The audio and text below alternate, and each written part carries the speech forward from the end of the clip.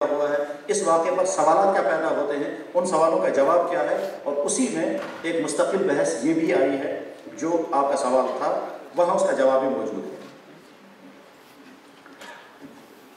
اس مستقل فصل میں سارے مناظر دکھائے گئے ہیں کہ کچھ لوگوں کو یہ کرتے دکھایا گیا، کچھ لوگوں کو یہ کرتے دکھایا گیا، تقریباً 20 مناظر ہیں وہ، اور وہ 20 مناظر اس میں موجود ہیں۔ بعضی کتابوں میں 6، بعضی میں 8، بعض کتابوں میں 12، اور عقیل میں ایک کتاب میں 20 مناظر دکھائے گئے ہیں۔ ایک ایک منظر ایک برے یا اچھے کام کا نتیجہ دکھاتا ہے۔ اللہ کرے آپ مطالعہ کریں تو آپ کے علم میں ضرور اضافہ ہوگا، ایمان افروز، علم افروز، فکر اندوز یقیناً آپ کے لیے وہ کتابیں بنیں گی۔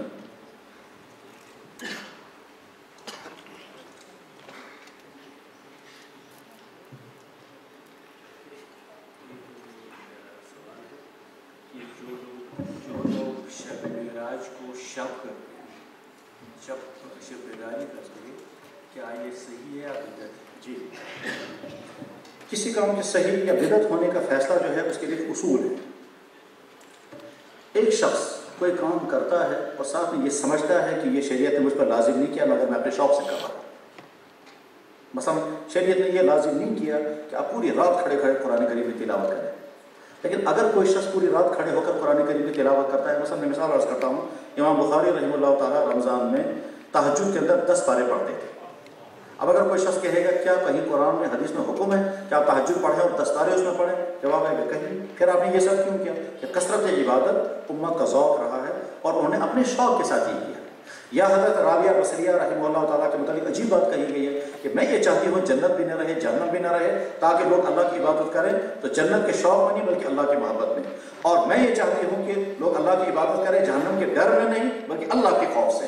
تو لوگ جو ہیں وہ جہنم کے خوف اور جنت کے شوق میں کر رہے ہیں، یہ توحید خالص نہیں ہے۔ توحید خالص تو یہ ہے کہ نہ جنت کا شوق ہو نہ جہنم کا ڈر ہو تو اللہ کا، محبت ہو تو اللہ کی۔ ظاہر ہے کہ ان کے ذاتی حال ہے۔ تو جو شخص اپنے ذوق اور جذبے کے ساتھ عبادت کرتا ہے شریعت کا حکم جانے بغیر اس کو ہم روک نہیں سکتے، اور اگر کوئی آدمی کہے گا نہیں صاحب یہ شریعت کا حکم ہے حالانکہ وہ شریعت کا حکم نہیں ہے تو یہ کہنا صحیح نہیں ہوگا۔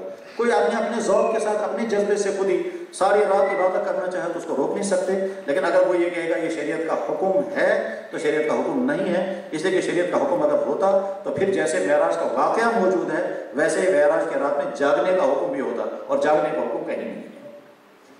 Last question, Maulana sir. Last question of this session.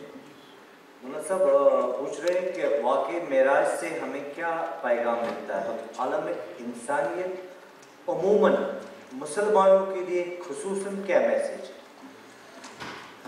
بہت اچھا سوال ہے، لیکن میں سمجھتا ہوں کہ شاید اس سوال کا جواب مختصر گفتگو کے بیچ میں بار بار آ چکا ہے، اور اس میں جو مناظر دکھائے گئے ہیں وہ مناظر ہی در حقیقت پیغام ہیں کہ مسلمانوں کو کیسا ہونا چاہیے، جس چیز کی اسلام دعوت دے رہا ہے وہ حق ہے یا نہیں، اور اس کے بعد پھر امت مسلمہ کو اپنے نبی کے سچے ہونے اور اپنے نبی کے پیغام کو حق ماننے اور دنیا کے انسانوں تک اس کو پہنچانا، یہی اصل میں معراج کا پیغام ہے۔ اور وہ پیغام اس لیے کہ سارے نبیوں کو جمع کر کے دکھایا گیا کہ سارے نبیوں کی امامت اگر محمد رسول اللہ سے کرائی گئی ہے تو امت مسلمہ کو ساری قوموں کی دینی امامت کرنی ہوگی، یعنی اے اقوام عالم تمہارے پاس ترقیات کی تمام چیزیں موجود ہیں لیکن ایک چیز تمہارے موجود نہیں ہے، اور وہ ہے بہترین طرز زندگی، بہترین نظام حیات۔ وہ بہترین نظام حیات ہمارے پاس محمد رسول اللہ کے ذریعے سے وہ بھی تم قبول کرو۔ تمہاری زندگی میں رونقیں آ جائیں گی جب تم وہ فیملی سسٹم اپناؤ گے جو اسلام دے رہا ہے، ورنہ دنیا کے انسانوں کا فیملی سسٹم بکھر رہا ہے، شوہر بیوی کا وفادار نہیں، بیوی شوہر کے وفادار نہیں، والدین کا اولاد کے غم نہیں۔ یار کا حال بے انتہا زیادہ ہو رہا ہے جب وہاں کا ایک آدمی کہتا ہے کتا پالنے میں زیادہ خوشی ہے بمقابلے اولاد کے پیدا کرنے میں، اولاد کے پالنے میں، تو وہاں فیملی سسٹم بکھر رہا ہے۔ آج سمجھ میں آ رہا ہے کہ محمد صلی اللہ علیہ وسلم نے فیملی سسٹم جو کھڑا کیا تھا کہ والدین کا اولاد کے ساتھ تعلق، شوہر کا بیوی کے ساتھ تعلق، بیوی کا شوہر کے ساتھ تعلق، وہ رشتہ داروں کا آپس میں تعلق، وہ سارا فیملی سسٹم وہ اسلام نے دیا۔ آپ کا اکنامکس کا سسٹم جو اسلام دے رہا ہے وہ آپ کی اس طبقاتی تقسیم کو ختم کر دے گا۔ غرض یہ کہ محمد رسول اللہ کے پاس جو پیغام ہے یہ پیغام اقوام عالم کی میراث ہے، ان تک ہم یہ پہنچائیں، یہی معراج کا پیغام ہے۔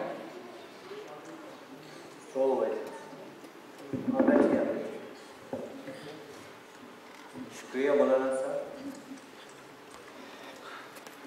میں شعبہ بہبود طلباء کی طرف سے